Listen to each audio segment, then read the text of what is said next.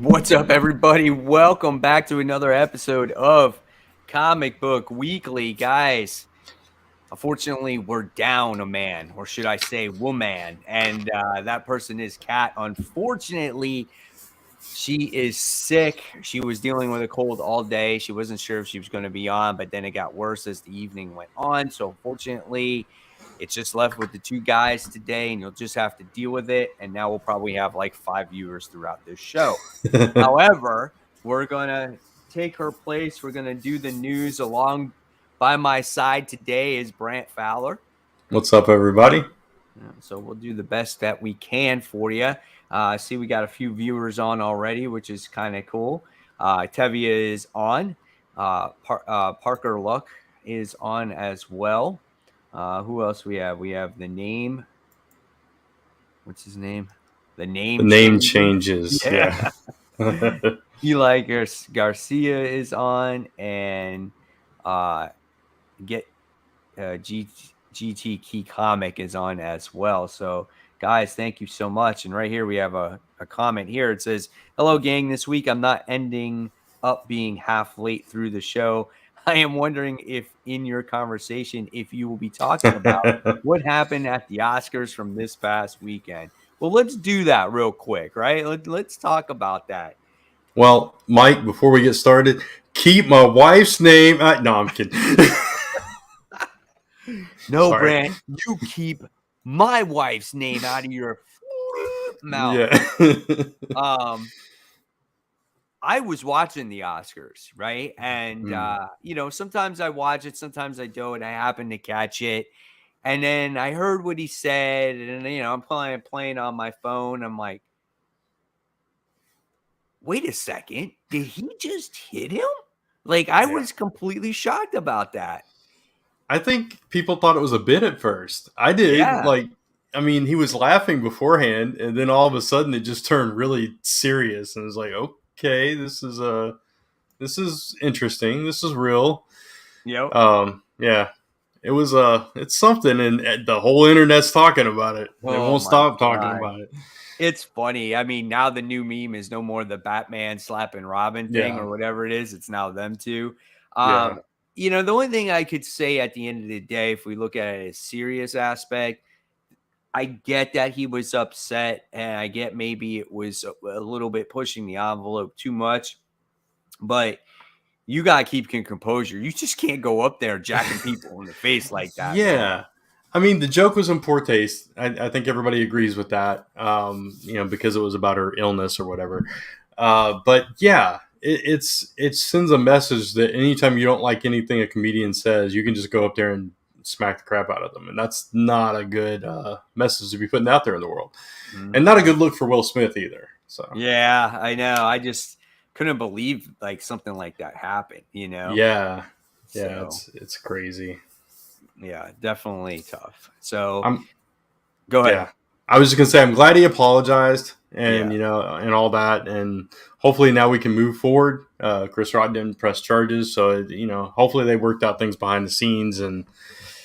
But man, yeah, it was a night. Yeah, absolutely. I'm always like dumbfounded by the whole thing. I'd never seen anything like that before. Right? Yeah. That was pretty wild. But yeah, just an update though. Like we said, guys, for just joining on, Kat won't be with us tonight again, just because she is ill. She's sick. She doesn't have COVID or anything. She's just sick and has a sinus infection. So she'll be back next week. So, all right. Well, let's kick off the news this week here. And once we get through these few news pieces, we're going to dive into the March Madness DC bracket. We're going to go over these titles, which ones we think that might win, give the little descriptions of what these titles could possibly be about. And I'm honestly cannot believe that we're doing this again a year later. This is very surprising to me when I heard this news today. But, and honestly, we all predicted what the book was going to be last year. It was a clear cut winner there. And however, though, that book sucks. And I don't like saying that about comic books, but that book is bad. It's not the greatest. It's not what we expected it to be, I think. Yeah. Yeah, so it's a little disappointing. I agree, So but hopefully this year it won't be as clear cut as of a yeah, winner, and then and then we'll get a surprise here and maybe a decent book out of it. So, welcome yeah. Jimmy G and Sweet Exorcist to the show. All right, so let's talk about the first news piece here, and I'll start off with some media news. Stephanie Brown is casted in Gotham Knights. So obviously, Kat's a big Stephanie Brown fan. We all know that. I think we're all fans of the actual character as well. And what do you think about her appearing in this show? I think it's awesome. Like, I don't know the actress really. I've never watched All American, and which is the one thing that they reference her as being in. But I love the fact that Stephanie Brown's going to be in something. I mean, that's just really cool. I love Stephanie. I loved her as Batgirl pre New 52 so Mm-hmm. much. So yeah, I'm excited about that. Yeah, What me is too. this? I mean, I have her first appearance as spoiler, so I was like, I think that maybe that book can actually go up in price now too, since she's making an on-screen appearance. Yeah. What is this super sticker, Mike? Is that on your channel? Yeah, that's on my Okay. channel here. So Okay. this is Gotcha. it's a obviously it's like a super chat. You know what I'm saying? So it's Gotcha. the same Okay. thing. So thank you, Comic Toby 420 for the 99-cent super sticker. That's like when you're a member or whatever it is, you get these extra perks where you Yeah. can display extra stuff on there. So pretty cool stuff. Appreciate the donation to the channel. And of course, guys, give this video a thumbs up, all that great stuff, so people know that it's out there. Because, like I said, just because Kat's not here, we're still going to have a great conversation. And she gave her top 5 and what she Yep. thinks is going to win the tournament as well. Yep. Okay, so we talked about Miss Stephanie Brown. I think we're excited to see her in the show. Absolutely. Um, and then we have, what do we got here? Nova project in the works for MCU with the Moon Knight writer. So finally, I think Yeah. this has been talked about forever. Where it's like, where's Richard Rider? Where's Nova? Well, we don't know which actual, Nova it's going to I be. But I what do think you it think? does say Richard Rider in Does it? the articles that I read. Yeah. Okay. I mean, if that's the case, that's great. Yeah. Again, for all the spec people out there, if you have your Novas #1, that book is finally going to go up in price.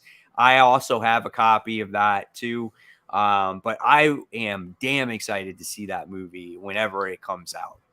Yeah, yeah, me too. And I mean, obviously, I haven't seen Moon Knight yet because I think it comes out tomorrow is when it finally drops. But a lot of good things I've heard about it, right? And this is just exciting. Like, we've seen like Guardians of the Galaxy, we've seen the Nova Corps, and it's like, oh, we got to have Richard Rider.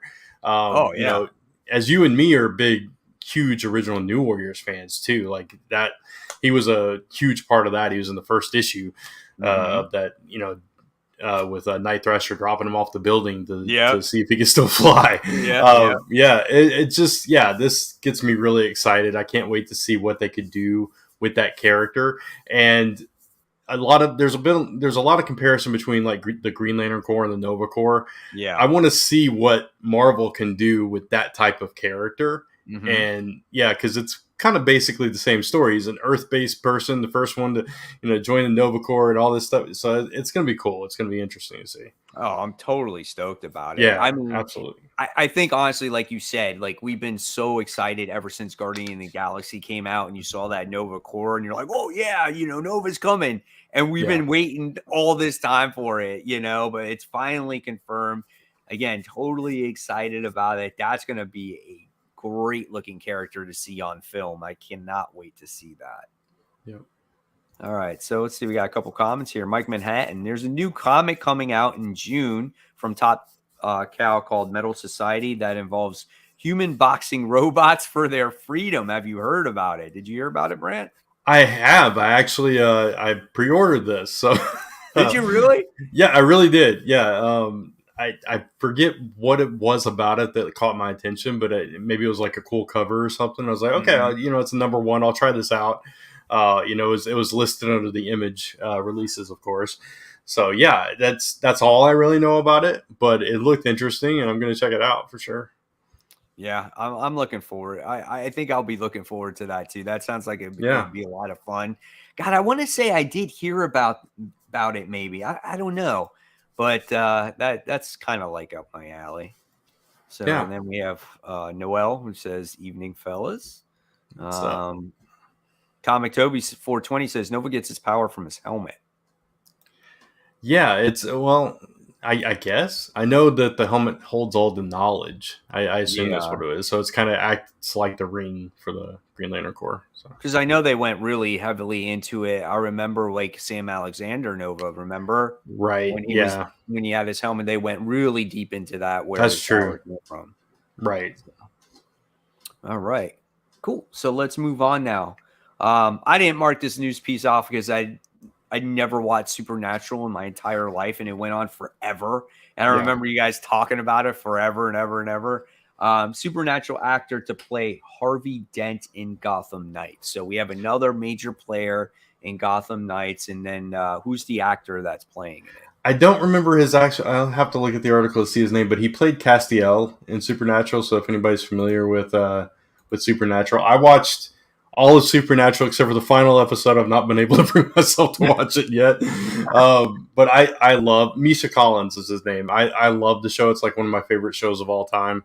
But he's a great actor. He played a great Castiel, which was an angel in Supernatural, and I definitely could see him as Harvey Dent. He could pull this off totally. He's in Supernatural. There was like arcs where he went dark, and he was like, I don't know, he got like consumed with power and this kind of thing. So I know he has range, and he Uh-huh. can play like both sides of that. So I'm excited about this news too. So Gotham Knights is at least shaping up to be a good one to try out at the very least. So Yeah, it definitely seems like it's got some I guess some major characters that you can go by, but I yeah, mean, I remember even what was it, the Gotham show with yeah, James Gordon. I mean, they had their yeah, players too, so I don't know.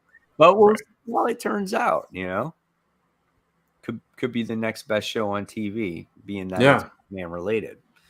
Okay, so let's move on to some comic news now. We got Marvel teases Blade return on Free Comic Book Day. So will you be picking up Free Comic Book Day Blade? Probably not, honestly. I can never get into Blade. I think he's a cool character. I've watched all the movies, but when it comes to reading the comics, I don't know. It's one of those characters that just doesn't do it for me, I get unfortunately. it. That's Yeah, that's like me with certain characters too. I yeah, mean, honestly, I never was into the Moon Knight character that's at all true. at first. Does it So say who's writing it or anything? I don't know. I'll pull it up. I mean, I it's a free comic book day book. You know what I'm saying? So Yeah. I mean, if it turns out to be like some creative team that I'm really into, like Jed McKay's writing Blade or something like that, then maybe. right. So yeah, I don't know. I mean, when it comes to free comic book day, I'll definitely pick it up because it's free and it's like Mm, look for those premium books and yeah, that's just to true. see what it's about. So I'll check it out. But it just means that the character's coming back. So that's Right. pretty cool. So that's exciting for Blade fans. Yeah, of All course. right. So let's see. We'll move on now. Here we got DC Universe Infinite is available outside of the US. So I guess basically they're really pushing the digital aspect and giving more access to people to read comics that obviously don't have access to them. So this is a Yeah. good thing. I mean, there's never nothing wrong with having people access to comic books, right? We just got to get DC to get back on page and making more quality books and expand their horizon more besides Yeah, Batman, right? But I do think this is absolutely. a pretty cool thing. Yeah, yeah. It was only in the U.S. available in the U.S. before, so it's really cool that especially if people in other countries aren't near comic shops or don't have as much access as we do now. Granted, the places that's rolling it out to first: Canada, Australia, New Zealand. I know there are comic shops in those areas, but maybe Right. not as many as there are in the U.S. I Sure. don't know, Yeah. honestly. So yeah, it gives them an option to read these digitally. So that's cool. Yeah, It's, absolutely. especially for people frustrated with comicsology. So Yeah, I think like Marvel and DC need to do something about that yeah, with their own apps or something. I don't know. That something needs to change there. Um, right. Comic Toby 420 says, I'm not going to see the Moon Knight on Disney Plus. Very curious Okay. why you're not. I mean, totally, that's up to you, but I'm kind of curious why not, right? I'm excited for it. I can't wait for it, honestly. I know. Can't wait for Moon Knight episode 1 tomorrow. Nice. Yep. I can't believe it is tomorrow, right? I know. Jeez. DC needs to give Aztec another book. Okay. Aztec fan. I'm not familiar with that character, honestly. Yeah, me either. Any opinion on Gary Leach passing away, the artist of Miracle Man? I had not heard about that. Yeah. That's sad news, though. Yeah, that is sad. All right. Well, let's move forward then. Let's talk about the Shang-Chi or Shang-Chi. Is that how you say his name? I guess so. I always thought it was Shang until I watched Yeah. that movie. Yeah, exactly. Yeah. So he gets a comic relaunch, and it's going to be more movie accurate than it is comic accurate. So, Right. being that it is more movie accurate, I'm like, why not pick it up? Because now I can relate to it more now.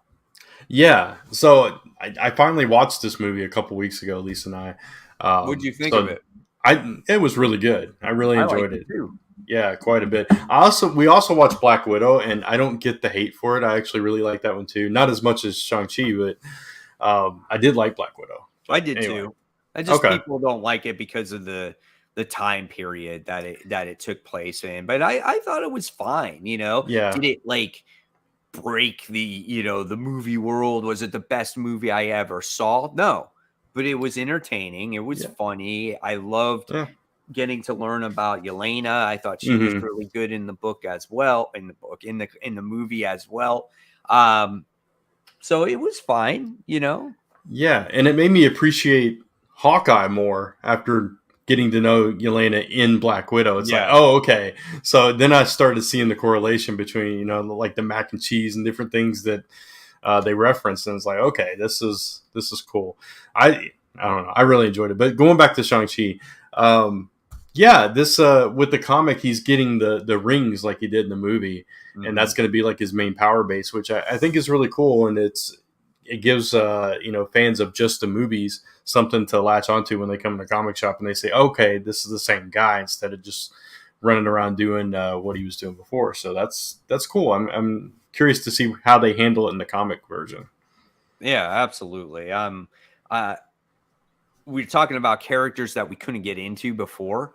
So Yeah, like Shang-Chi was one of them, and I felt like I got more into him as by watching the movie than I did in the comic. So yeah, by this making it movie accurate, this again will make it more relatable to me, and I'll definitely check it out. yeah. I will agree with that comment. They did mess up Taskmaster in that movie. That is the one thing that I did Oh, not like. I totally forgot about that until you just mentioned Yeah, it now. yeah, Yes, yes, they did. Taskmaster was I didn't have a problem with Taskmaster in the beginning, like if you changed his suit or whatever it was, but to not make him speak or her speak, and then to make it a widow or whatever it was, that's when I yeah. had a problem with it. Yeah, because now what do you do with that character now? You can't. It's just not going to be the same. Yeah, Exactly. It's not the same. It's not the same. How awesome would it have been if it was more like the original character? yeah, and I wouldn't even care if they made Taskmaster a woman. Yeah. Just the way it was done. Yeah, I don't know. I like the idea of this guy that can mimic other people's abilities running around the Marvel universe.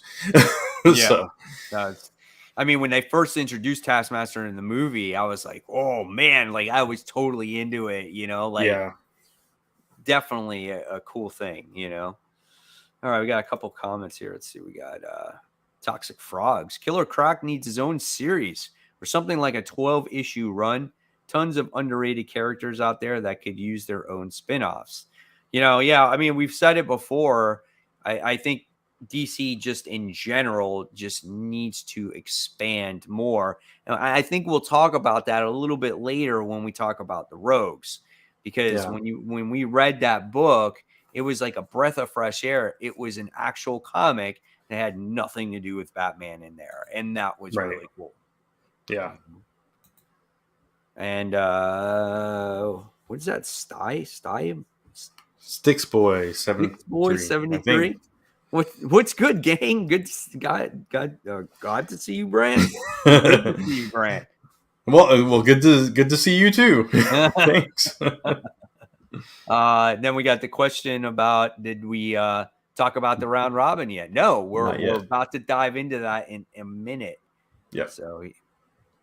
So I guess speaking of that, let's go ahead, because I think that's the only other piece that we have, right? Yeah, I believe so. Okay, so it was announced today that DC is making this some kind of annual event now. When March Madness comes around, we're going to get this round robin thing. So we got 2022's DC Universe's round robin. We got a whole bunch. We got a whole bracket going on. Obviously single elimination tournament going on, and you can vote right now. It's going on as of now. I think they said I think it's April 3rd, Brant. I'm not sure. If Let's that's see. what it goes to. What does it say here? I gotta find the article. Hold on, I got too many tabs open. Sorry, I forgot I was screen sharing too. Let me stop that for a second so I can find this. April 10th. Okay. Yeah. Cool. So, oh no, April 3rd. Round 2 is April 10th. Sorry, April 3rd. Okay. You're correct. Yeah. Gotcha. All right, so we're gonna go into this discussion here about about this bracket here, and originally what I saw here, I didn't find that there was a clear-cut winner like there was last year. Last year, it's like we all knew it was going to be Robins, right? So, right. And now this year, I'm looking at these titles and I'm like, you know what? I think maybe it could be anybody, Yeah. So I don't know. We'll see. But let's talk about the first one here. We got Hawkman and Hawkwoman. Was it the Changeling? Is that what it is? Changeling. Yeah. Changeling? Yeah. See, I feel like I'm illiterate. Like I can't read. and then you have Wildcat 9 Lives. Yeah. So Hawkman and Hawkwoman have never had children together. They know that for a fact. Then who is Hector Hull? That's what it looks like. Hull. The hot-headed razor-winged teen who claims to be their son.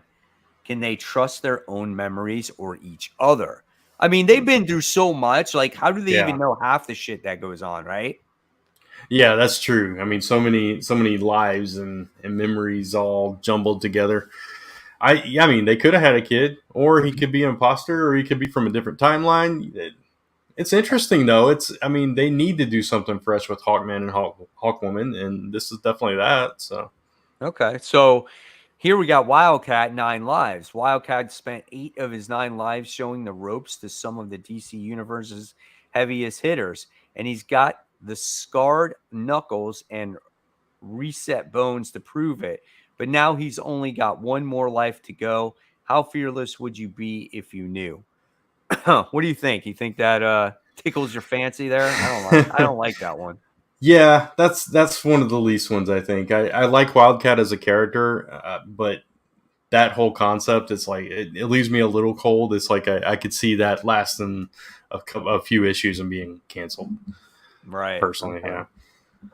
All right. Do you want to show the results for that one? What's the result? Yeah, let's do that. So far we got 50% for, it's a neck and neck there. 50% for Hawkman and Hawkwoman, 49% for Wildcat 9 Lives. So yeah, really close. So people were on both sides of the fence on that one. Yeah. I want the Hawkman, Hawkwoman one. I definitely would love to see those two in a comic again. It's been way too long. Right? Yeah. That's the ones I would vote for. All right. Well, let's move on. Let's talk about. Um, oh, we have cats too. Oh yeah, What did Cat want on that? looks like she went a Wildcat actually, so she disagrees with us. Oh, wow. That's interesting. Okay. Well, it seems like some fighting words there. All right. So next we have the questions grand solution. What happens when people from all walks of life are Ooh. activated as faceless vigilantes, each forced to solve an alternate reality game where the stakes are life and death? That's the question. But does Renee Montoya have the solution? What do you think about this one? I gotta tell you, that sounds really interesting and right up my alley. Yeah. Like, yeah, I mean, it's like mystery all over the place with that one, right? And then you throw into like they have to do this game with high stakes, and I Sounds like like Renee Montoya. Yeah, sounds like Squid Game. yeah, kind of. You know, I don't know. I am on the fence a little bit about that because when I hear alternate reality, mm, it's like, is it going to get confusing? Are we going to get lost? You know, but yeah. I think but when I read Constantine and the Hmm. Demon, this didn't seem appealing to me. So Right. here's what this one is: Arcane Guile meets Hellish Fury. John Constantine is forced to play host to what is that? Etrigan? Etrigan the Etrigan, demon. Yeah. the demon, and the pair embarks on deeply personal, potentially apocalyptic mission, journeying back home to Liverpool. Constantine must confront the ghost from his past, and Etrigan isn't exactly his first choice. That doesn't sound interesting at all for me. Yeah, I mean, you and I both have been like not the biggest proponents of like Justice League Dark and that whole side of the DC universe. So this isn't up our alley. I'm sure there are a lot of. I mean, I know a lot of Constantine fans that would probably vote for this with hands down, and that's fine. But it's not us. Yeah, So absolutely. We got a so question here. It says, "Are yeah, these comics coming out in the future?" So what you got to do, Adam, is when you go onto this website, you have to vote for your favorite one. And then what happens is whoever's the winner of this tournament, this comic book actually gets published. yeah. So, So they. Oh, go ahead, Mike. Sorry. so what, for example, last year we had this Yeah. exact tournament. The current title that's out right now is Robins because that one won last year's tournament. So, so yeah, that's how it goes. What do you have to say, Brent? No, that's basically what I was going to say. And I think, didn't they do something with some of the other ones? Like they put them as backup stories or different things like that? Maybe, Or, maybe they I, did. I think it was a yeah, couple of them. yeah. So, yeah, this is kind of just like proof of concept and to see what sticks with the fans. But last year it was weighted heavily towards Robbins. And it was pretty obvious it was going to win. So, like we said at the beginning of this one doesn't seem quite as one sided. So hopefully, I'm hoping that a few of these get made, but we'll see what Yeah, happens. But at absolutely. least one will. And then in the comments, guys, you can talk about like what as we go through the list of these ones, which one you want to vote for here. So that'd be Yeah, kind of cool. Because I see as we're talking, obviously the count continues. So yeah. what's the result on this one so far, Brant? But before I hit that, Kat agrees with us. She wants Okay. the questions in this one. Okay, So, good.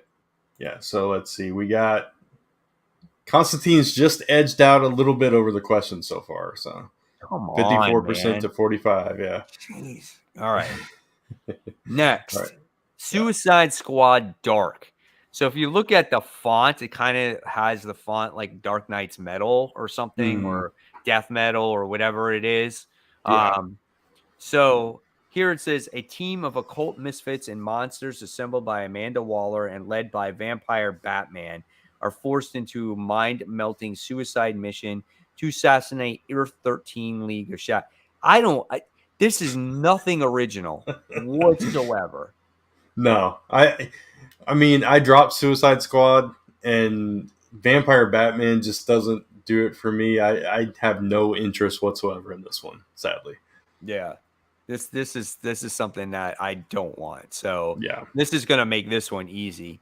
What is this? Justice League Redacted? Is that what it Yeah. is? Yeah.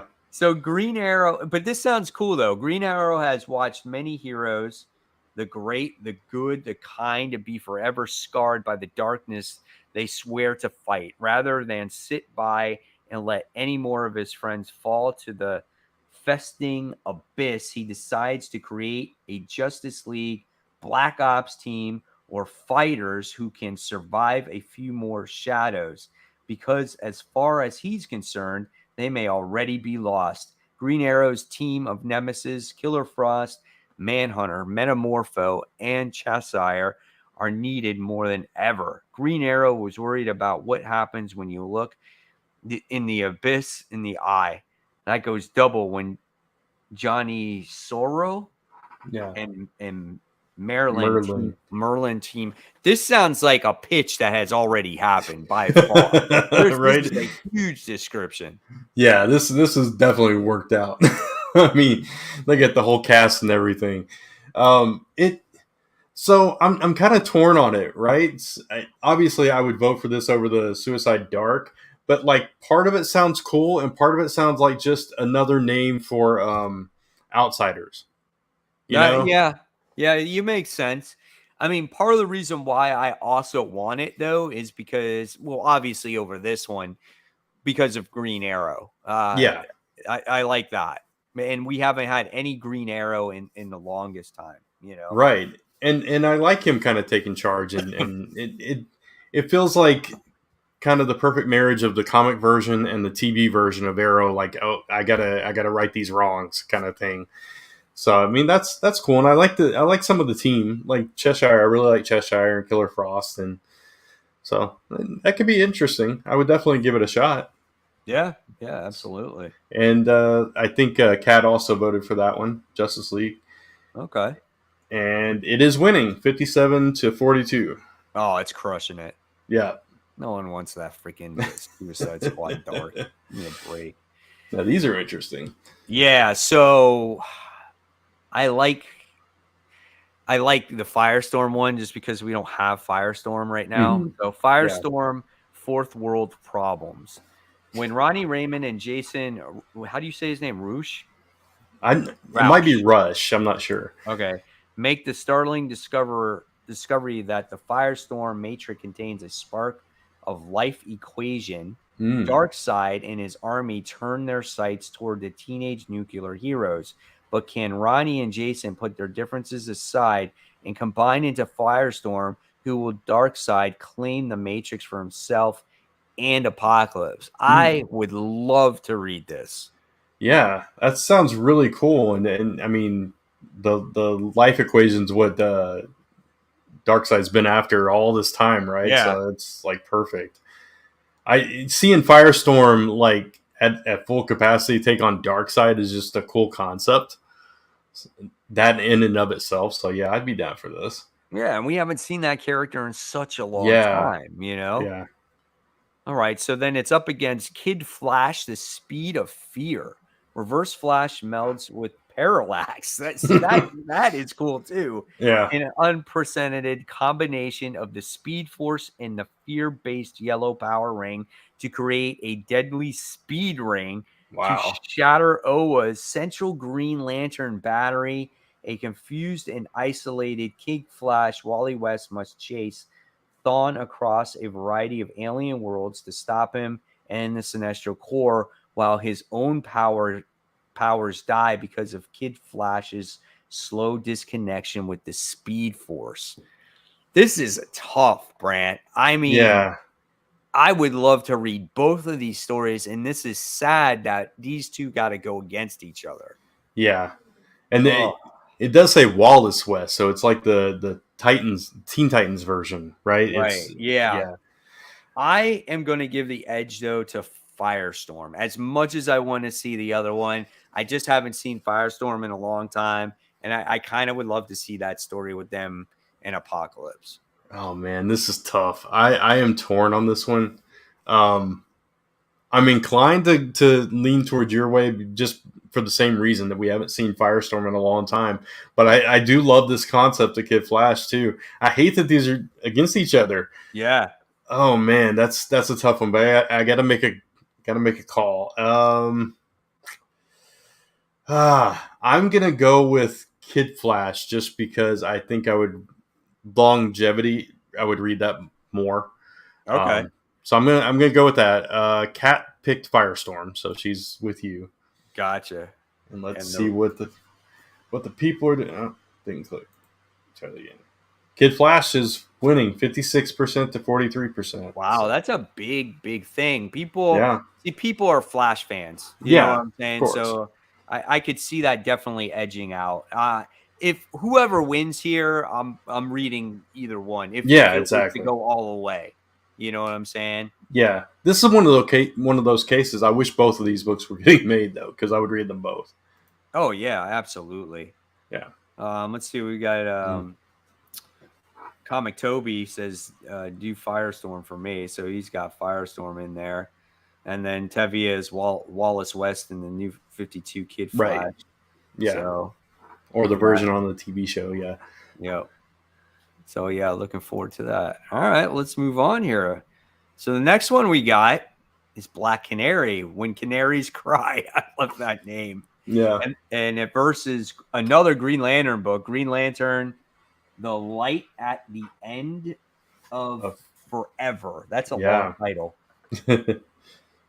So, when Black Canary intercepts an intelligence operative trying to deliver sensitive material on an encrypted disk, she finds herself plunged into the world of espionage to contend with an international, what's that, Consortium. Yeah. consortium known only as Mysterium. With the help of a French spy, Dinah must stop this shadow organization from instigating war from their own profit. What do you think of this one? Um, I don't know. That's a lot of that's a lot to take in right there. It seems like too like James Bond to me, like spy thing. I don't know if I want that. Yeah, I don't know. I mean, I guess it fits Black Canary's character, um, but yeah, it feels like just like these one-off movies that they would just make. So like this super spy is teaming up with this French spy to do this thing for, whatever. I don't know. It's not totally grabbing me as something that's just like, oh, I gotta read that. But yeah, we'll see what the Green Lantern one is though. Yeah. All right. So here's what it says.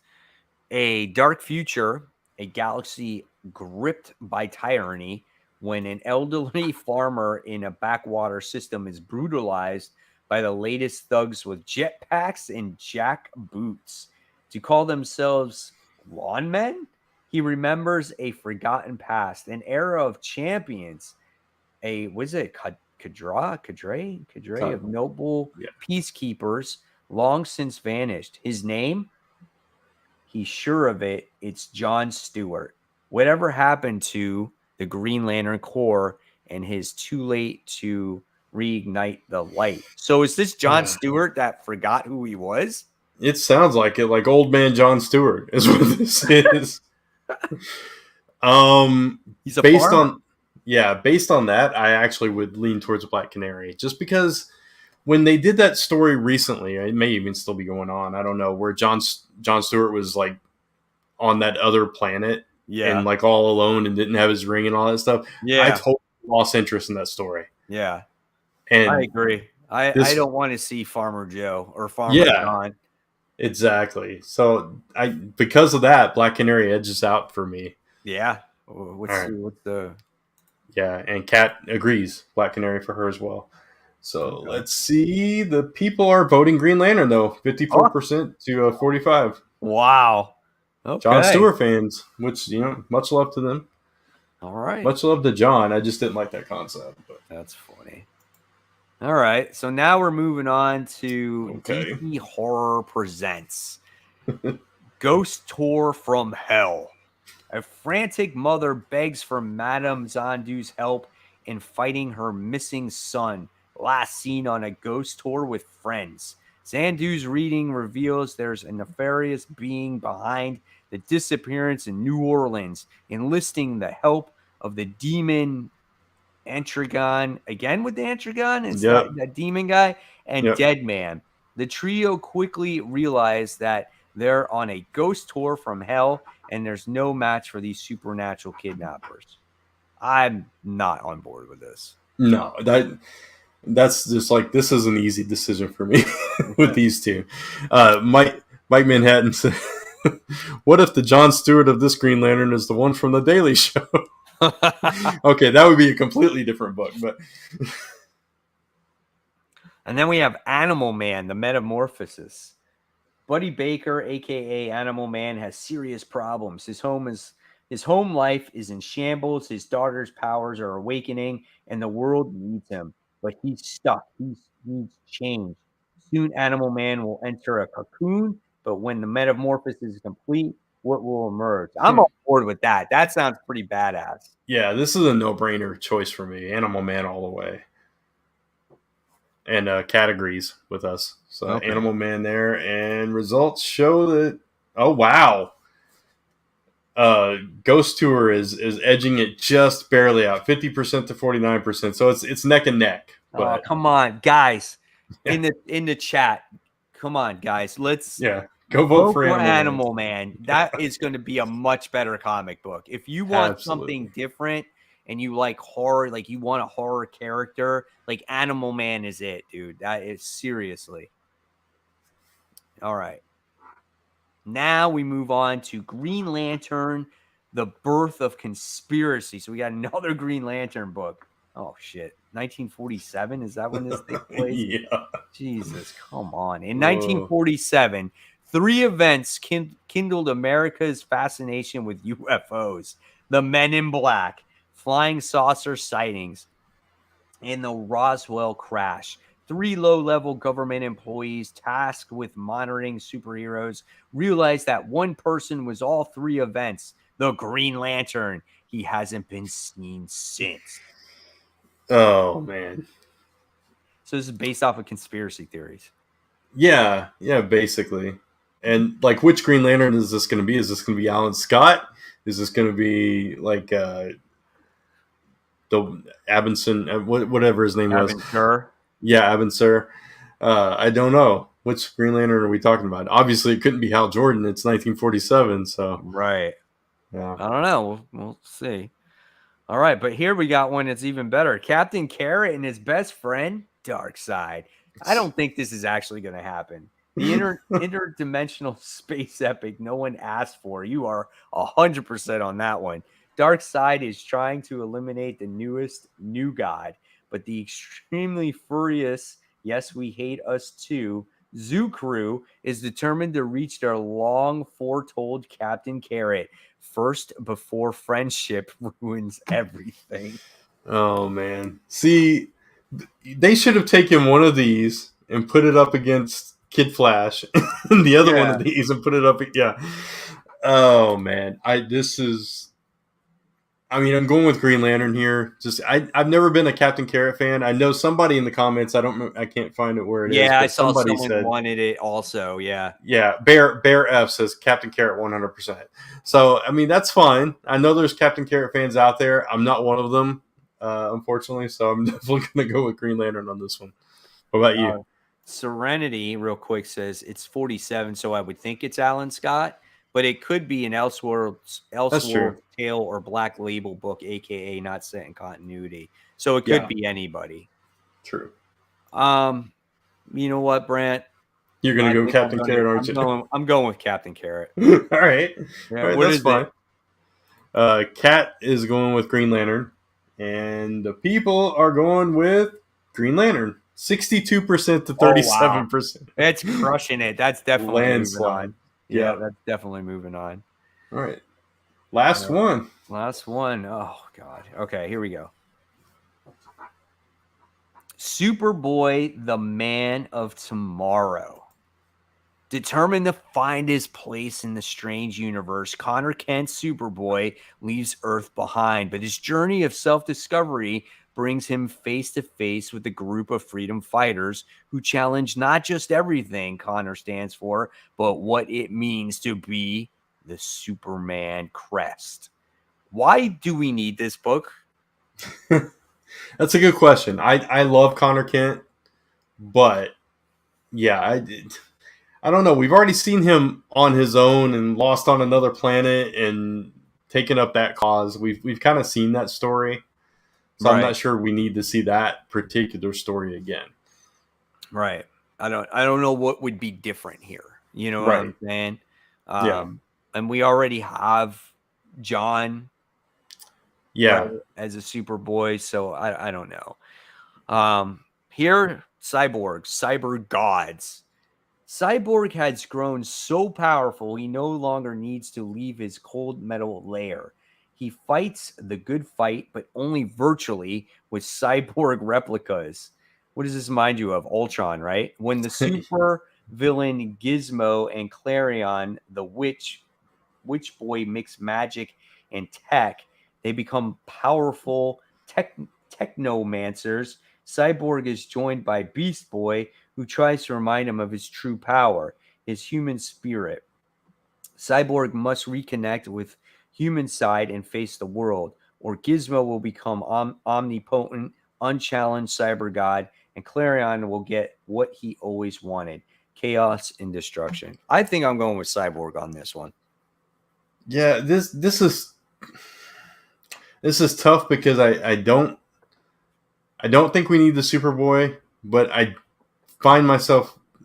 would find myself losing interest in the Cyborg one. But because it's Cyborg and Beast Boy together, Exactly. yeah, it's going to edge it out just a little bit. So yeah, I'll go with Cyborg here. Cat went with Superboy. So, and the people are voting for Superboy, 59-40.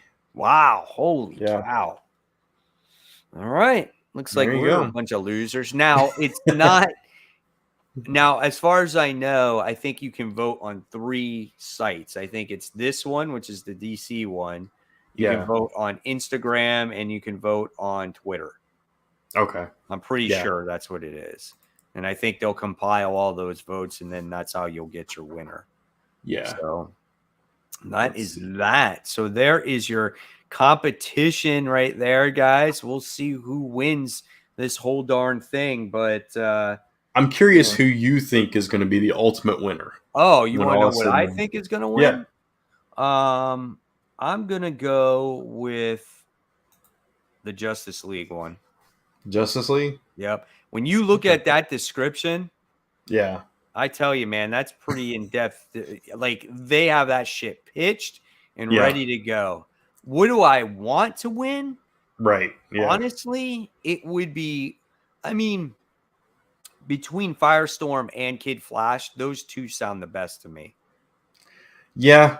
I agree with you. I would love for one of those to win. I do think it is a little skewed towards the Justice League Redacted, which is kind of what we saw with Robin's last time. Right. Not quite as obvious, but still pretty solid there. If it's not Justice League,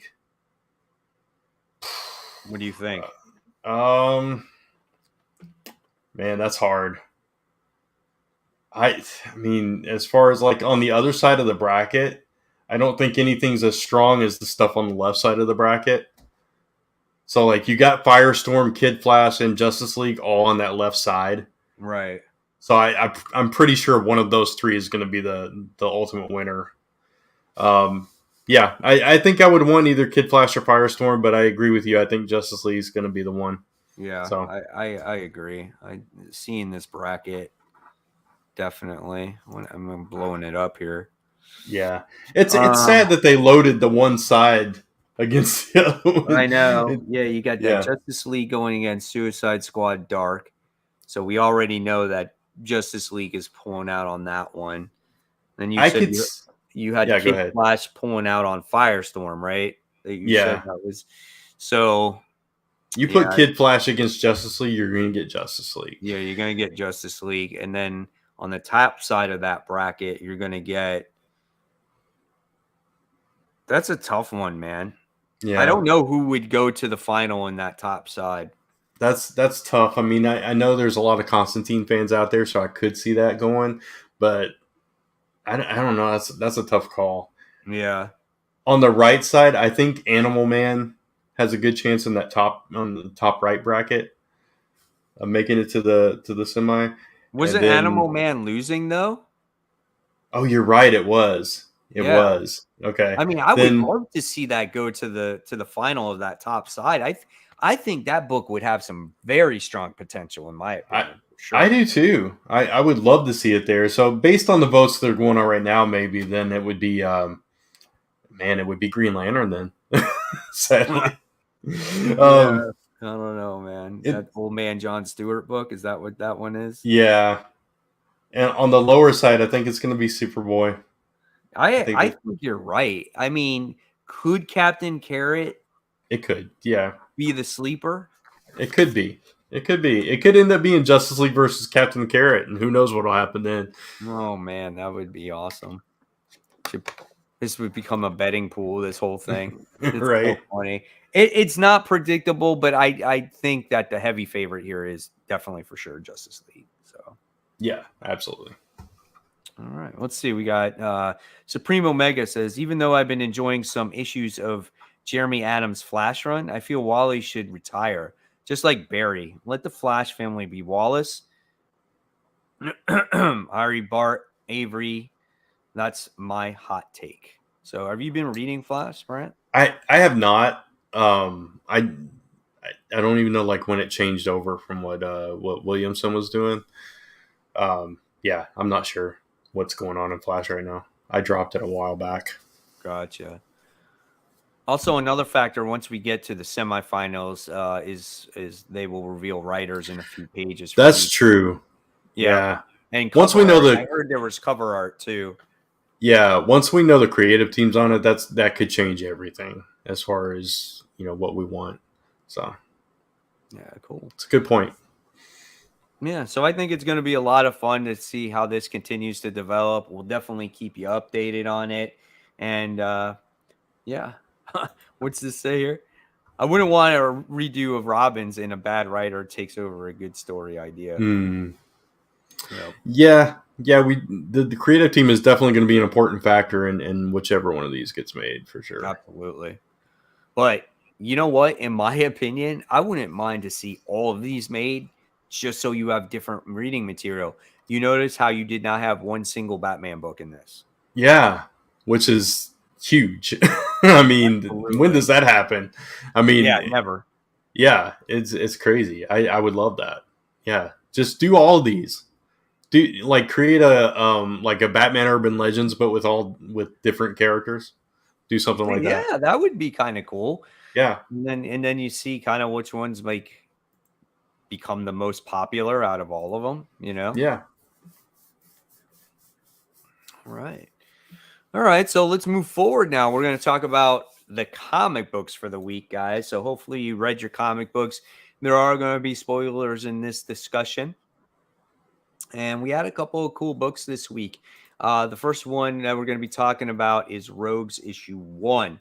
All three of us read this, Brant, myself, and Kat. And I know personally, I enjoyed this book that was set in the future about the rogues who basically are out on parole. They're trying to set themselves straight. It's like I said, it's 10 years into the future. And basically, Captain Cold just gets tired of being laughed at, made fun of, not being respected. He kind of loses it and tries to get the band back together to settle one last score to go to Gorilla Island to get Gorilla Grodd and score this big thing of gold. Not a very original story. Like we've seen stuff like this before, but it was very well written and I enjoyed the heck out of this book. Yeah, I enjoyed it. I didn't love the art. That was the one detraction I for can me. understand that. Yeah. Yeah, especially the first part. I think it changed a little bit with the coloring once it got past the intro part of it. But yeah, the art is the one thing that took me out of it. But I like the concept. It kind of reminds me tone wise of the old woman Catwoman one, whatever that one was called. Oh yeah, Um, the Cliff Chang one. yeah. Yeah. So yeah, the tone is kind of the same. I love all these characters. I mean, it makes sense that they would get the band back together for one big score. That's kind of what criminals do, right? um, and I like the breakdown of his life, what it became, and how he was working in the factory, and then all this realization came to him that's like yeah, my life kind of sucks now, so Yeah. I need this one last score just to, Yep. and of course they're going up against like one of the big, villains in the DC universe that the rest of them are like terrified of, and that's like perfect, you know. Yeah. So yeah, I thought it was well done for sure. I love the character interactions. I love seeing the reintroduction to all these characters, like Yeah, what they've been up to, how they've been setting themselves straight and whatnot. So I enjoyed that a lot. Here we got a question or a comment. Mike says, "I'm surprised you guys enjoyed this Rogues book from Williamson, seeing as how you didn't enjoy his Flash's run." It's just a new jumping on point. It's just that Elseworld tale. You know what I'm saying? I love seeing stories about characters like into the future of what has happened to them and stuff like that. I like that. yeah, and it was also a focus on the rogues, and I know his run had a lot of rogue behavior and stuff. There was I don't know what it was about that arc that just didn't appeal to me.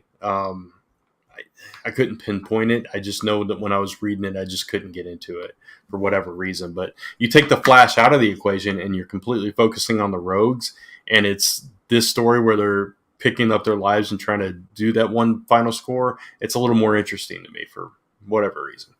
Right.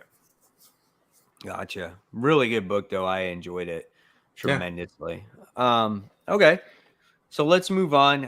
Let's talk about We Have Demons issue 1. This is the book that was released on Comixology, right? If I'm not mistaken. it was through I think it was through Substack. It Oh, was Substack it was? yeah, Okay.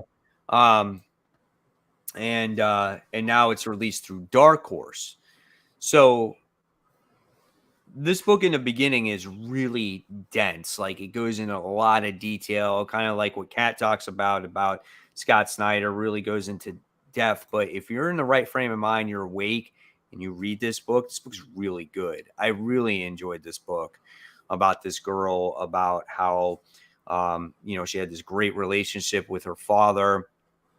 They talk about this halo and these horns that have come through the earth, and it's something that's been around forever, and her dad has been part of this, but it's kept a secret from her all this time. And she, obviously her father dies, and it looks like she's going to be inheriting this power. And you got this story about why she lost her arm as a little girl. yeah. There was just a lot going on in this book, but I took it all in because I was just intrigued through this thing through all the way through. Yeah, I remember. I think I don't know if we got a review copy through Cat or something. We talked about this on the show when it was released digitally, Mm-hmm. and or at least Cat and I did. And I remember enjoying it. I know it wasn't quite my thing, so I didn't think I was going to continue with it, and I didn't get the physical version this week. But I do remember it. I do remember enjoying the story, in and of itself, and I do remember it being done well. And Right. it was definitely, her character was definitely intriguing. It was like, okay, if I was going to read this, she would be the reason why. So Yeah. The artwork is absolutely yo, superb. yeah, And just like the battle is basically a light versus dark type of thing, yeah, right? And you got these horn like characters where they're going after the Halo characters, and there's only a handful of these fighters left, and yeah, otherwise if these Halo characters don't stop the horns, then they're going to take over everything, and seeing this girl battle these demons for the first time was really cool. And she got her magical hand and whatnot, and has this blade coming out of it. Freaking cool stuff, man. I didn't think it would be that badass, but I yeah, really enjoyed it. I will continue to read it going forward here. yeah. Bear F said he's read the entire series on Comixology already, so I guess it is on Comixology. Okay, gotcha. Yeah. Okay. Cool. Oh, and then he says the action steps up and becomes very interesting and less dense. That's cool. Oh, All right, that's gotcha. good to know. Okay. Can't wait for Maybe issue I'll. 2, Yeah. man. Maybe I'll. Capullo's artwork though is, Yeah. man, I miss his artwork. It's good to see him on the book again. So good. Yeah. All right, so let's move forward now to our number 5. So Brant, what was your number 5 this week? Mine actually was Rogues, so we talked about that. Okay. My number 5 was actually what was it? Deathstroke Incorporated. So I didn't buy this book. When Kat told me that this book was tied into was it the Shadow War, leading into the Shadow War, and obviously we get something finally revealed to us in a Deathstroke book, which that freaking didn't make any sense to me. And the funny thing is I was going to buy this book for the variant cover, but I passed on it that past week because I did not I haven't been enjoying Deathstroke Incorporated, so I dropped it a little while ago, I think after issue 2. Yeah.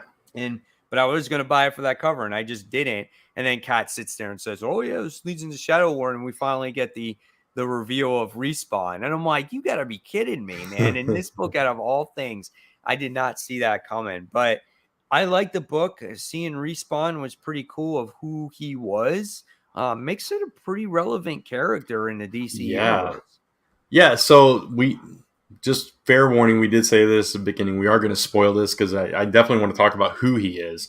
So if you have not read Deathstroke yet, or you don't want to know, just keep in mind I'm about to spoil it for you. So, I really enjoyed this book too. I thought it was I had not read Deathstroke since issue 1. I completely dropped it, but this issue was fantastic. I love seeing Rose in there, but Respawn, both Rose and Respawn were really good in the Robin series. So I definitely wanted to check this one out. And to find out who he was, not only is he a clone of Deathstroke, but he's also got Damian in there. So it's like, so he's kind of like the link now between Deathstroke and Batman, or Rose and Damian and Respawn now have this connection that goes beyond everything else. And it's just, we already knew that Damian and Deathstroke had this thing. So now there's this connection between the two of them too. So this just adds a whole other level to that whole complicated thing going on there. So I love that. And just like that, now he's his son. He looks at that as his replacement. Yeah, which has to make Rose feel just like garbage, right? Well, obviously she was pissed off about the whole thing. Yeah, because okay, we can't be a family anymore because I lost my son, but I got a new son, so we can be a family again. And it's like, well, what am I? Chopped liver? What? Exactly. Yeah, it was. Yeah, so it was a really good issue. If you guys have not been reading Deathstroke, you need to pick this issue up for sure. Yeah, at least this one. I mean, it just, the issues previous haven't been that great, and the artwork was better in this issue too than in previous issues also. So they did a good job with this one. I was happy with this one. This was almost our topic this week, had the tournament not dropped. So absolutely. All right. And then Bear says, I really like the epilogue in it too. The Legion of Doom versus Deathstroke Incorporated in Dark Crisis is going to be great. So we'll see. Looking forward. There it was. There was I guess you could say that's our secondary topic right there. So that was good, man. That reveal, I was like, oh damn, shit just got deep here, right? Yep. All right. And he was tortured big time too. Yeah, he's been through some stuff. All right. Oh man. Trial of the Amazons Wonder Girl. I looked at the book. I did not read it. I started reading it, and then I'm like, no, I can't. There's just, all I do is stand around and talk, and I just don't want to read this detective story about how they killed this former queen or who killed her. I don't have any interest in this book. This is just not my thing. Okay, that's fine and it's fair. I actually enjoyed it. This was, I think it was just outside my top 5. Yeah, it was my number 6, so it almost made my top 5. Rogues just beat it out.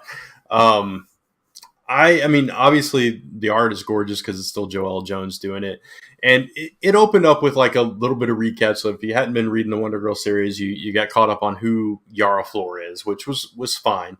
But then they go into the whole breakdown of, like you said, the trying to figure out who who killed Hippolyta. So you went back and forth between Yara and Cassie, which I thought was really cool. So you got to see a little bit of both of them, and Cassie's trying to figure out who she's doing the investigations and that whole thing. But in the meantime, you got Yara kind of meeting and interacting with different characters, and you see a flashback of her interacting with Hippolyta. So I thought that was cool, and you find out Hippolyta knew Yara's mom and that whole thing. So you get a little more history there, and just you got Cassie's and Yara's personalities coming out in this book, which I did really enjoy, and it made me want to see more of those two in a series. Okay. So I hope they do something more with those characters. But yeah, it didn't blow me away. It was a very small week this week. I had like 11 books, I think. Yeah. So in a heavier week, this might have not been up as high, but I did enjoy it for what it was. Gotcha. What was Kat's number 5, by the way? Oh yeah. Her number 5 was Miss Marvel Beyond the Limit, number 4. Gotcha. Okay. Yeah, which, and I read it as well. It's one of our big books, so we can go ahead and talk about it now if you want. Yeah, I go ahead, talk about it. I didn't read it. Yeah, so I mean, it wasn't much different than the previous issue. So, like, we have this duplicate character that's, going around as Miss Marvel after that whole thing happened in issue 1. And this was just kind of telling a little bit more of her motivation. So, basically, her version of Miss Marvel, I forget what she was called, but she disappeared when this whole break in reality happened. So she blamed Kamala Khan for this happening, for her Miss Marvel disappearing. And that's why she's after her. And that's basically the whole bulk of the issue. So it was a fine issue, but not the strongest of the series. It just filled in some gaps that we were missing. So. Okay. All right. Cool. All right. So let's move on. Let's talk about Godzilla versus Mighty Morphin Power Rangers, issue 1. That thing is so long that you could barely fit it on that banner on the right? bottom. It was definitely the longest title of these, yeah. So I will read issue 2 because I want to see what happens. However, this was a very predictable book. This is like exactly what I said it was going to be, right?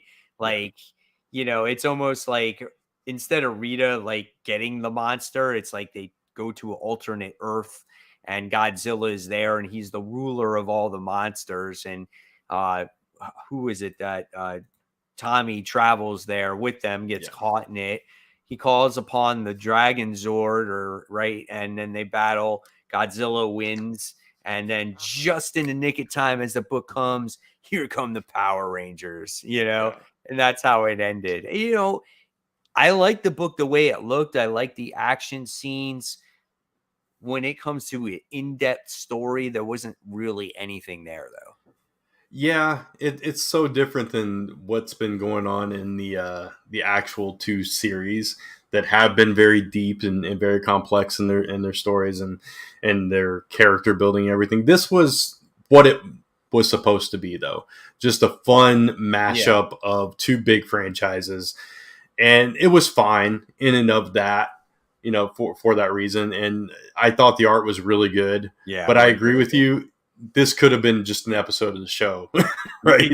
Yep, exactly. Yeah. So this is why I'm getting issue 2, because I want to see if it goes beyond like an episode of the show. And the reason why I say that is because Colin Bunn is the writer, and he's a very dark writer. So I want to see if this takes a dark turn.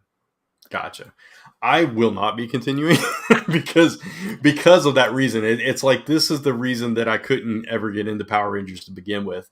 The 2 series that are going on right now are more interesting. And now, granted, they just changed writers, so I don't know if it'll hold my interest as much as the previous creators did. But I don't know. There was something about the character building and the depth of the stories that was different than Power Rangers that I remember watching with my brother. This takes me back to that. Yeah, so this is cookie cutter. This is very cookie cutter from the show. But exactly. I'm going to give Colin Bunn one more issue to see if he does something different here. And then he's the reason why I'm kind of reading this. So if it doesn't deliver in the next issue, it's going to be axed. So yeah, totally. So that's cool. All right. So let's talk about our number 4. So what was yours? My number 4 was this is gonna be surprising. Devil's Reign X-Men number 3. I saw that was in your panels. Yeah, so issue 1 I thought was fine. Issue 2 I did not like at all, but this issue I thought was really good. It's obviously still focused completely on Emma Frost, but in this issue she so it starts off with some comical stuff. She gets out of custody, like she's being arrested by Captain Britain and that whole thing. But she uses her powers to get out of custody because some of them are afraid to use their side dampeners because they cause cancer or whatever. So she gets through to them and has like the COTS battle. So that was all the comical stuff. But you get that out of the way, and this girl that supposedly Elektra had killed or whatever in issue 1. Emma Frost had actually protected her and put her up, and Elektra had showed up and trained her. So she comes back into the story, and she's like this formidable character now, and she's like beating the crap out of these guards that are coming for Emma, and it's really cool, that aspect of it. But also then you get the ending scene, which was what really set me off, which was her and Kingpin, and how she was able to manipulate Typhoid Mary to like hold down Kingpin as she just kind of schooled him and is like, you know what? If you come near me again, I'm gonna kill you. Right. And I've got all this power. I can take you out anytime I want. All I got to do is just basically snap my fingers, my mental fingers, and you're done. So watch your step with me. And it was the total Emma move, and just like totally put Kingpin in his place, and I love Who that. was So. that in that panel? Who was that in the bed? That was Typhoid Mary, which is now his wife, right? Kingpin's wife. Yeah. So she had taken control of Typhoid Mary and had Typhoid hold a knife to Kingpin's throat. Okay, gotcha. So yeah, so that was the whole thing. But yeah, it was just a powerful scene, and it was totally. If you're an Emma fan, that was the quintessential Emma moment, I think. Gotcha. Okay, cool. My number 4 was Venom Lethal Protector issue 1. Okay. So this book was pretty cool, as it just goes back to the original days of Eddie Brock as the Lethal Protector. Yeah. And I really enjoyed that. And it shows like, dude, it shows like F villains in this. You got like Yeah. Humbug in this one, and Wow. you got Bloodslayer in here, and you got like all these bad characters. And really it's kind of a sad story, because this is Eddie that is still new to this symbiote. And yes, he says we, but there's still times where he says I. Like, I Hmm. have lost everything. I have lost my fiance. I have Yeah. done this. You see him visit, his ex fiance, and, tries to make amends with her and stuff like that. He talks about how he wants Peter. He wants to get revenge over Peter because of what he's done to his life. And then you get to see this battle between him and Humbug, which Humbug actually wins because he's a sound-based villain, which I thought was kind of cool. But overall, I thought the artwork was really good in this book. I love seeing this old school Venom, because when you look at where the character was then, and then you look at the character where he is now, he's completely different. And Yeah. so I liked kind of reading this old school version of the character once again. I quite enjoyed it. Cool. I'm glad you enjoyed it. I did not pick this one up actually. Really. Yeah, because I just gotten burnt from some of these old, these throwback stories. So I haven't been reading all of them. Ben Riley, I think, is the only one that I'm really sticking with. Mm-hmm. So yeah, maybe I should have. Maybe I'll check it out later. Yeah, it's kind of cool. I liked it. I think this is definitely worth the pickup. I mean, listen, if you read Michelini's work, which you have on Yeah, Spider-Man, of course. this is something that you're probably going to enjoy. And it Yeah, reminds you of the way he writes. He writes very similar to when he wrote back in those days. yeah, yeah. I probably would enjoy it. I don't know. Maybe it was the cover. Maybe I didn't like the cover or something. Just something. Just I was like, Right. nah. I can live without Maybe you're this. thinking of Venom and you're thinking of New Venom. Yeah, that could be too. Yeah. No. All right. So that was my number 4. So we're going to go on and we're going to talk about Robin issue 12. Yeah. Um, Before we do that, yeah. Cat's number Oh, 4 sorry. was the Rogues. Okay. So yeah. Cool. All right. So Robin issue 12. So we get Robin who leaves the island, right? Comes back, starts tripping out based off of all that magic that he was around and fights his own demons, basically. Yeah. And then he comes across his mother. His mother's like, "You join me. We could set things straight, this and that." And at the end of the issue, you basically, you know, found out that Flatline was just kind of, it seems like she was playing him, right? Yeah. And obviously stole the heart that she ripped out of him and kept it. And it looks like now they're trying to clone or make another Damien. Like, what do you think about that? Yeah, I was bummed by that because I was hoping him and Flatline would be something. Maybe they still will. Maybe I don't know. Maybe she's torn between her two alliances. But yeah, that was a twist I did not see coming. Yeah. The part about the book I really did like was his battle with his unconscious, whether he should revive Alfred. Yes. And that I love his ultimate decision, and it showed his growth. And it was also interesting seeing Talia show some actual motherly love and want to reunite their family to be an actual family and not just an army, which is interesting. We've seen him with the Bat, so now let's see him with Talia and Race and see what comes of that. So Yeah, I agree. I thought it was a pretty good book. yeah, I did want Alfred to be resurrected, but yeah, I understand why he didn't do it. right. So Plus, though, he did break the vial on his grave, so who knows what's going to happen? yeah, that's Deep down in maybe there, it's in yeah. there, and you're gonna see the hand pop out one day. Right. They're gonna do the homage from the Spider-Man comic where he's popping out of the grave. You're gonna see Right. Alfred. Yeah. Yeah, I think you never know. It could happen, though. It Yeah, could definitely happen. for But sure. looking forward to seeing what happens there. But yeah, like you, Flatline didn't see that ending coming at all.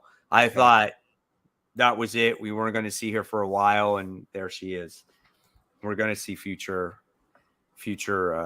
issues with her in it, which is Yeah. good. I want to see her. Yeah.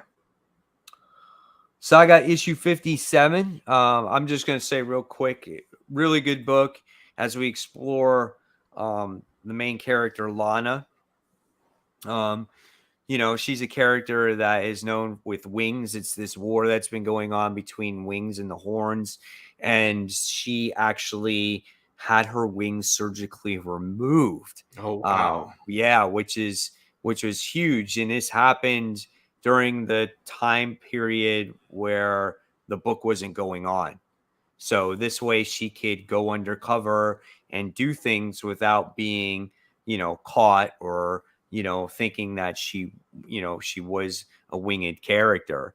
So, and I thought that was quite interesting. She takes the Yeah. job from this space pirate and whatnot. And yeah, overall, a good issue. We get to learn more about her partner that she's been with. And, the narration in that book is so well done based off of from the daughter. And I love that. So really good book. It's so beautifully written. Yeah. I got to catch up one of these days. Yeah, it's really good. All right. So let's move on to our number 3. What was yours? My number 3 was Deathstroke, which we already talked about. All right. My number 3 was actually Gunslinger Spawn issue 6. Wraps up the final story arc. We get to see this battle between Gunslinger and Clown. Clown wanted this. He wanted this relationship with Gunslinger so they can open up the sides, these doors of hell and heaven, so the Clown can take the throne and be the ruler and everything else. So Gunslinger said, okay, I'll help you as long as you can bring me back to my time period. So he's like, okay, fine. So to consummate their relationship, they have food, they drink and drink and drink. And Gunslinger Spawn's like, here, have another drink, And it was real comical, this dinner that they had with each other. And then Gunslinger gets him so wasted that he basically, you know, he's very cunning and he winds up winning and takes off and defeats Clown. It was fucking awesome, dude. This book is so good, and Booth artwork is the best artwork I've ever seen him do. So Wow. it's so good, and it was just really a fun ride. And again, Gunslinger is nothing phenomenal. He's not like this godlike character or anything like that. He's just, he gets by on just, being smart, uh, you know, just doing what he has to do to get by, Yeah. he's just got common sense. So Right. that was pretty neat. All right. Cool. So we talked about Deathstroke, right? Yeah. We talked Yeah. about Miss Sorry. Marvel. And what was Cat's? Yeah, that's what I was about to say. Yeah. Cat's number 3 was Saga. Okay, cool. Gotcha. So then we're just going to dive into our number 2. So what was Cat's number 2 then? Cat's number 2 was Robin. Okay, cool. All right. And so we'll go on to our number 2. My number 2 was Rogues. Okay. So that was mine. What was yours? Mine was Ben Reilly, Spider-Man, number 3. I decided to drop it. Did you? Yeah. I'm really enjoying it. I don't know good. why. Yeah. So you didn't read this issue? There's such a turnoff for me. Okay. So you didn't read this issue then? No. Okay. So we got to the bottom of who's behind all this. So like he's been attacked by all these villains, but they're not real. They're not the real people, right? So who was it that he fought this issue? It started off with Lady Octopus, and then it shifted to Kraven, who was supposed to be dead at the time. So he knew it wasn't real. So it turns out that the person behind all this is Spider-Side. So Spider-Side shows up at the end of this. So that's your big cliffhanger. So another clone. So I don't know. I'm really enjoying this series, and this was like the best Ben ever was, at this period of time. So yeah, I like this version of Ben. So that's funny. That's cool. Yeah, I'm glad you like it. Yeah. Here we got a comment right here. It says, "Can't wait to get a job. Then I can get my Comics Weekly again. Have a couple offers. Well, good luck to you. Hopefully, you get that job, and you can get back in that conversation with us when it comes to the comic books, right?" Yeah, it sucks when you can't buy them. Been there. Yep. All right, so let's talk about Detective Comics 1058. All I can say is that this series went on just a little bit too long, and this issue was not needed. They could have wrapped that up in the last issue very easily. There's nothing happened in this issue. Yeah, every time I read this book, I can never remember what happens because it just all blurs together, this story. I mean, it's sad when you remember the backup story more clearly than you do the main story. And the backup story is not even that great. Yeah, so, it was just like this person did this and that person died. Then they went searching for Psycho Pirate. Psycho Pirate was pretending to be Batman. That was the one interesting thing that the new Psycho Pirate possibly is his wife. But I think we talked about that last week. Yeah, but they didn't even confirm it though in this issue. They just kind of left it alone, Yeah. So I was like, oh, okay. And then they already dove into the next event thing because they showed Riddler talking at the end. Yeah, which felt very much like pulled from the video game the way it was done. But really, yeah. So, I'm glad that the tower is done and we can move on from that. And I hope this next story is better.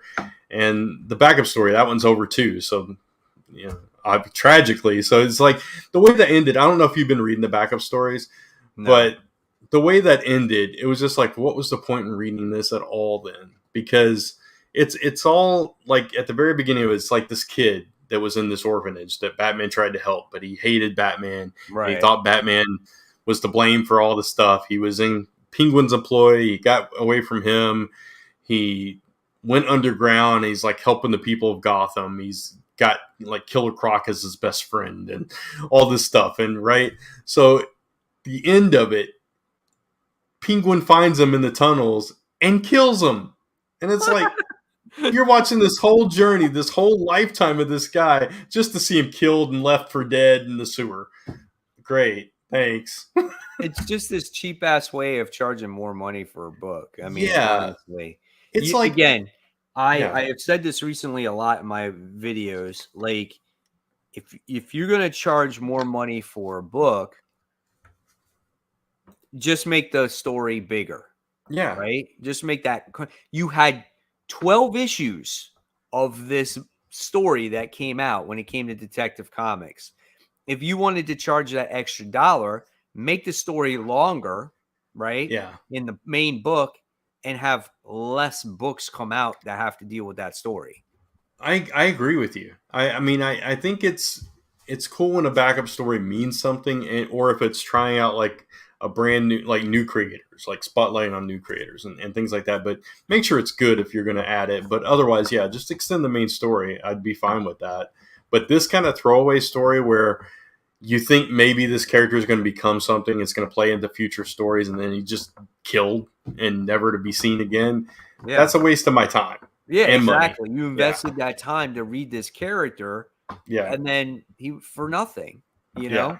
And I just feel like it's just this cheap ploy to charge that extra money for the book. You know, I agree. Yeah, we don't need that. Right. I do want to address this real quick. Tebby said, I thought Spider-Side was dead. Remember that Ben Reilly is a flashback book. This happened during the time when Ben Reilly thought he was the real Peter Parker. Yep. All right. So that leaves us to go to our number 1 book of the week. And what was Kat's number 1? Ooh, don't do that. Stay. Almost left the studio. Sorry. I hit the wrong button. Kat's was Deathstroke. Okay, cool. And what was yours? Mine was actually Robin. So okay, mine was actually We Are Demons book. Okay, cool. Yep. Yeah. So really good book. All right. So, Brant, we'll pass it on to you now, and we can talk about that most anticipated. Yep, let's do it. All right. So real quick, I'll read off Kat's top 3. So her number 3 is Immortal X-Men number 1. That comes out tomorrow. Shadow War Alpha, which we've been talking about Shadow War tonight, and Amazing Spider-Man number 93. So going on with yours, Mike, what are yours? So I have Hulk issue 5. I think we're going to be diving into this new Dark Hulk or whatever he is. I don't know. The big giant villain character? Yeah, I guess. Okay. Yeah. I enjoy this book just because it's a lot of action. It's a lot of fun. I love Ryan Otley's artwork, and I think this book is about to make its turn. I think we're getting this Starship Hulk. I think things are going to change. I don't think that's a permanent thing, but I'm looking forward to this next issue. And my number 2 is Something is Killing the Children, issue 21. So we're getting the return of that book. It's been on hiatus for a while, you know, taking breaks between story arcs. So Erica Slaughter's returning. Can't wait for that book. And then I have my number 1 is The Amazing Spider-Man issue 93. As we finally get that dang conclusion to the Beyond story arc. Yeah. What happens to Peter? What happens to Ben Reilly? Who will know? But after this, Beyond will be done. And we move on to the next volume of the character. Let's do it.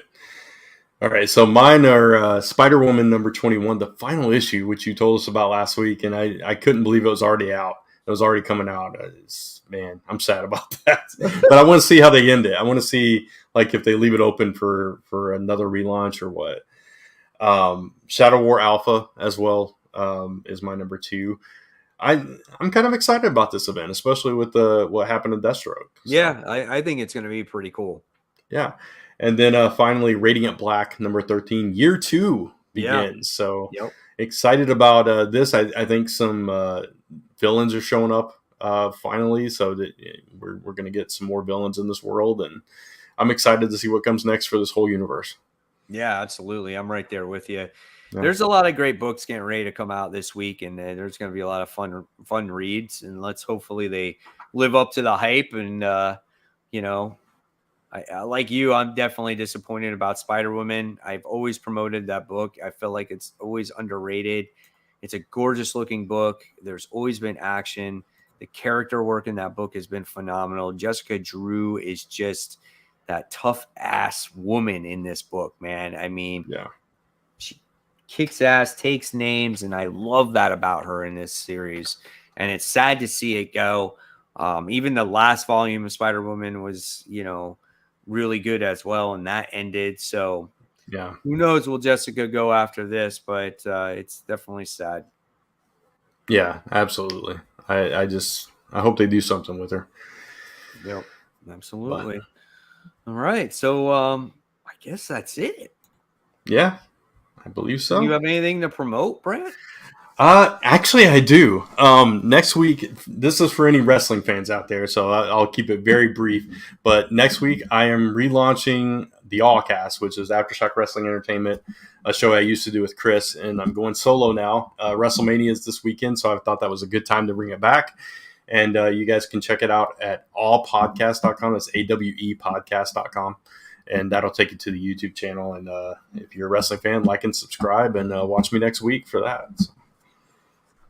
That's pretty cool. And for me, I got my comic book haul getting ready to come out tomorrow, and I'm going to be doing the episode of After the Pull, where obviously I talk about some of the most highly anticipated books and if they live up to the hype. And obviously, I'm going to give you my top 5. But like I always say, you never know if that top 5 holds out, because by the time Tuesday comes around, we're going to be talking about those top 5 books once again. So have that coming out, and then I have my FOC comic books getting ready to come out. And if you guys haven't checked out how my garage sale did, you can check that video out, I had a blast doing my garage sale and sold every single freaking comic book. Nice. I did not see that video yet, but I did see your toilet paper towel. Did you really? I did. I was like, oh man, this is crazy. So if you guys want to see how I compared a Marvel comic book to toilet tissue and paper towels, actually, you guys can check that out as I did a test. And it was actually a lot of fun to do that. It was hilarious. It was fun to watch too. Let me see how this one feels. Oh god, yeah, but you can watch the garage sale thing. I kid you not, I had about 20 people show up at one time when the garage sale first opened. So sweet. It was a lot of fun, man. Awesome. A lot of people knew. I had people come from Jacksonville that knew who I was. Oh wow, yeah, that's awesome. It's crazy. It was a good time. Yeah. And it was good to sell all those comic books too. For sure. So go ahead, check out all those videos. Check out Brant's Wrestling Podcast. And this is the time where we're going to say goodnight. And we want to thank all of you for watching tonight's show. And hopefully Kat will be back next week. And we'll continue to talk about some of these great comics that are getting ready to come out. But until then, guys, make sure you give this stream a thumbs up, whether it's on Comic Book Corner 2.0 or Comic Book Weekly. Make sure you hit the notification bell so you don't miss when this show does go live. Subscribe to both of our channels, which is Comic Book Corner 2.0 and Comic Book Weekly. And on Comic Book Weekly, you want to subscribe over there so you can watch every single episode of the show. It would take you quite a long time, but you can do it. And then make sure you follow us on Facebook, Twitter, Instagram, and of course on YouTube. So, guys, as always, thank you so much for watching. This is where we wave. And, guys, good night and happy new comic book day in a few minutes. So enjoy those books, guys. Guess I should push the button.